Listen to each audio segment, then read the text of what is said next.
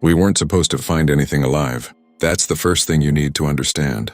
I was part of a recovery team at a private space research facility. We weren't astronauts. Not exactly. We handled debris, samples, and equipment returned from orbit. 3 years ago, a capsule came back from a deep orbit experiment. It wasn't meant to land where it did. It crashed 50 miles off target in the desert. When we opened it, we found something inside that wasn't on the inventory list. It was small, about the size of a kitten. Smooth gray skin, large black eyes, no visible mouth. It wasn't aggressive. It just looked at us. One of the engineers laughed and said, "It's kind of cute." That was the first mistake. It didn't make any sound, didn't move much. Just watched us as we placed it in containment. It didn't eat the food we offered. It didn't drink. But the next morning it was bigger, maybe twice the size. We assumed it was swelling or some biological reaction to Earth's gravity. By day 3, it was the size of a dog. Its limbs had lengthened. Its eyes were smaller now, and we noticed something else. It had developed a mouth, almost like a crack in its face. That same engineer stopped calling it cute. Security footage showed it moving at night, not walking, stretching its body unnaturally against the glass, almost like it was testing its limits. On day 5, the power went out in its containment wing for exactly 47 seconds. Backup systems kicked in immediately. But when the lights returned, the glass enclosure was empty. We found Dr. Patel first, or what was left of the room he was in. The walls were bent inward, like something heavy had pushed against them. He was gone.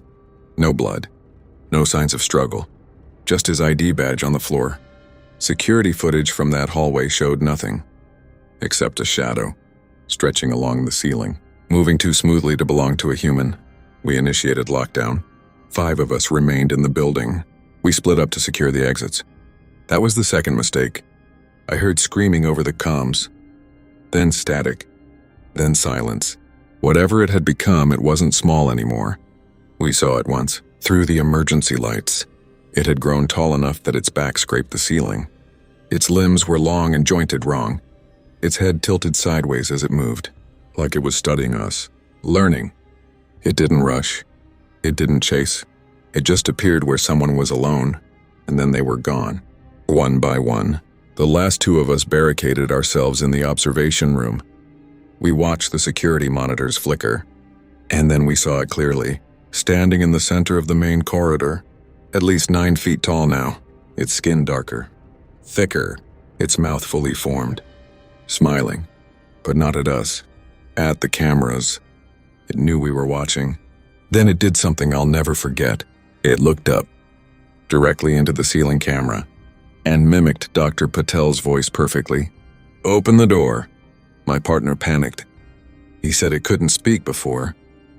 He said it was evolving, adapting, learning from us. We argued. He said we should run. I said we stay. That's when the door behind us made a soft clicking sound, like something gently testing the handle. Then came the whisper, right outside the metal door. My partner's voice. "Let me in."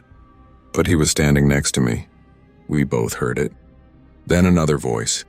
My own. "Open the door." The lights went out. When they came back on, my partner was gone. The door was still sealed. No breach, no damage, just empty space where he had been.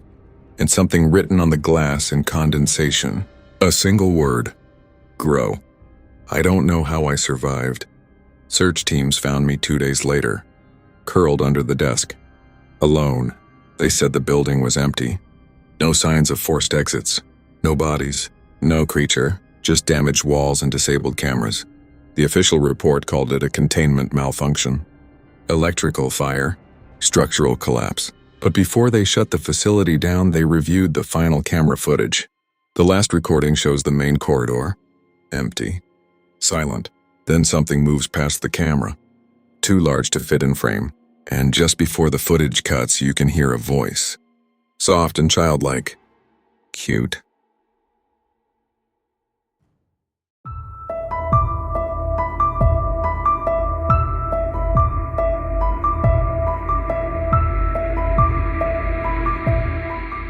We thought we discovered alien life. That's the part the news would have loved.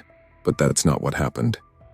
I worked at a deep space listening facility in Alaska.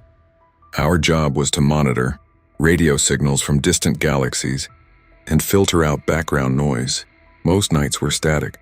Then one night at 2:17 a.m., we picked up something structured, a repeating sequence of prime numbers.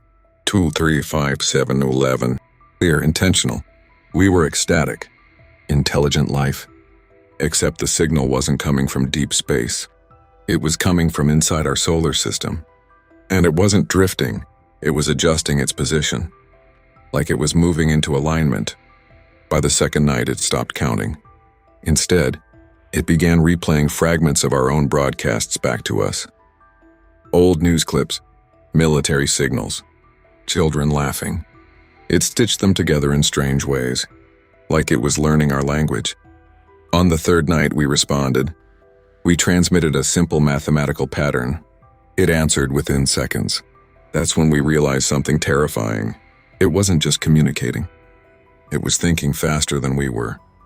Then at exactly 3:03 a.m., the power went out across the entire facility.